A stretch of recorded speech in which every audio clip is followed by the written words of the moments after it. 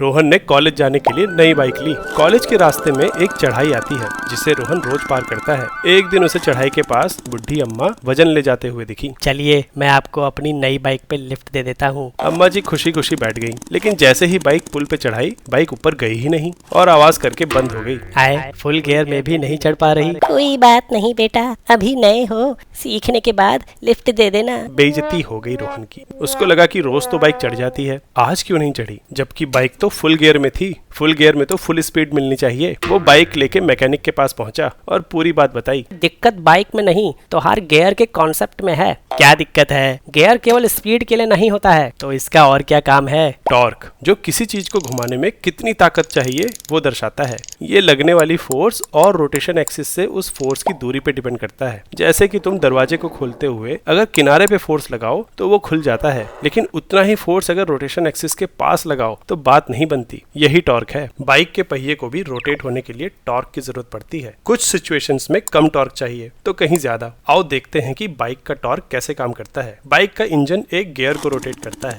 इस गियर को अगर हम पहिए पे लगे सेम साइज के गियर से जोड़ दें तो इंजन वाले गियर के एक रोटेशन पे बाइक का पहिया भी एक रोटेशन करेगा। मान लो कि इंजन फुल पावर पे काम कर रहा है और ये पावर रोटेशनल पावर में कन्वर्ट हो रही है, टॉर्क गुने एंगुलर वेलोसिटी। रोटेशनल पावर को हम लीनियर पावर की ही तरह समझ सकते हैं। जैसे कि लीनियर मोशन में अगर एक कॉन्टिन्यूअस फोर्स टी टाइम तक किसी ऑब्जेक्ट पे लगा के उसका डिस्प्लेसमेंट डी होता है तो इस ड्यूरेशन में total work done F multiplied by D होगा। पावर होता है काम करने का रेट, तो इस वर्क को टी से डिवाइड करके पावर आ जाएगी। ध्यान दें तो D divided by T velocity होती है, मतलब हम पावर के फॉर्मूले को फोर्स मल्टीप्लाइड बाई वेलोसिटी के फॉर्म में भी लिख सकते हैं। ठीक इसी तरह रोटेशनल मोशन में अगर कॉन्टिन्यूअस टॉर्क किसी ऑब्जेक्ट पे टी टाइम तक लगा के उसका डिस्प्लेसमेंट थीटा होता है तो इस ड्यूरेशन में total work torque multiplied by theta होगा। अब इसको भी टी से डिवाइड करके पावर आ जाएगी। यहाँ पे theta divided by T angular velocity है, जिससे रोटेशनल पावर का ये फॉर्मूला आ गया। अब अगर बाइक को प्लेन सरफेस पे चलाना है तो पहिए को घुमाने के लिए कम टॉर्क चाहिए, क्योंकि इंजन की पावर कांस्टेंट है, इसलिए एंगुलर वेलोसिटी बढ़ जाएगी, मतलब बाइक तेज चलेगी। वहीं अगर बाइक को इंक्लाइंड प्लेन पे चढ़ाना है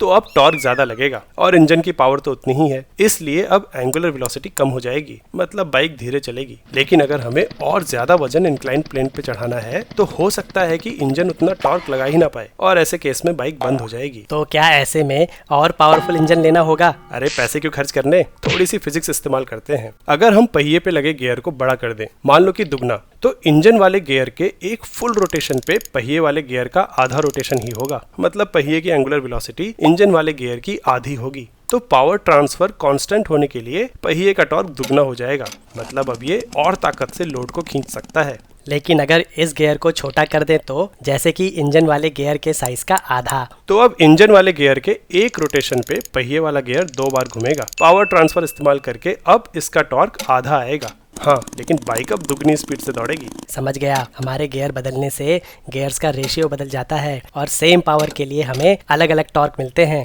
यानी जब तुम्हें ज्यादा पावर चाहिए तो लो गियर यूज करो और ज्यादा स्पीड के लिए हाई गियर। इसलिए ट्रैक्टर जैसे वाहन जो धीरे धीरे चलते हैं काफी ज्यादा वजन ढो लेते हैं और हाई स्पीड कार्स थोड़ा सा वजन ही उठा पाती हैं। अरे तुम तो बिल्कुल सही पकड़े हो। कुछ दिन बाद अम्मा फिर से दिखी। आइए अम्मा, बाइक पे लिफ्ट दे देता हूँ। चलो चढ़ाई के पार न सही, वहीं तक छोड़ देना। लेकिन इस बार तो रोहन का पूरा कॉन्सेप्ट क्लियर था, उसने अम्मा जी को चढ़ाई पार करवा ही दी। अरे टेंशन मत लो, अब तो आपको सीधा घर पहुंचा दूंगा। वैसे रियल बाइक में गियर थोड़ा अलग तरीके से काम करते हैं। गियर पिछले टायर पे बदलने के बजाय गियर बॉक्स के अंदर ही बदलते हैं। इंजन से जुड़ा गियर अलग अलग गियर से कनेक्ट होके अलग अलग टॉर्क जनरेट करता है। लेकिन ये मैकेनिज्म ऐसा होता है कि हम इन गियर्स को प्रैक्टिकली पिछले टायर पे भी इमेजिन कर सकते हैं, जैसा कि वीडियो में दिखाया गया है। इस तरीके से गियर्स को समझना काफी आसान हो जाता है। वैसे कुछ बाइक्स में ये गियर पिछले टायर पे ही लगे होते हैं। क्या तुमने कोई ऐसी बाइक देखी है?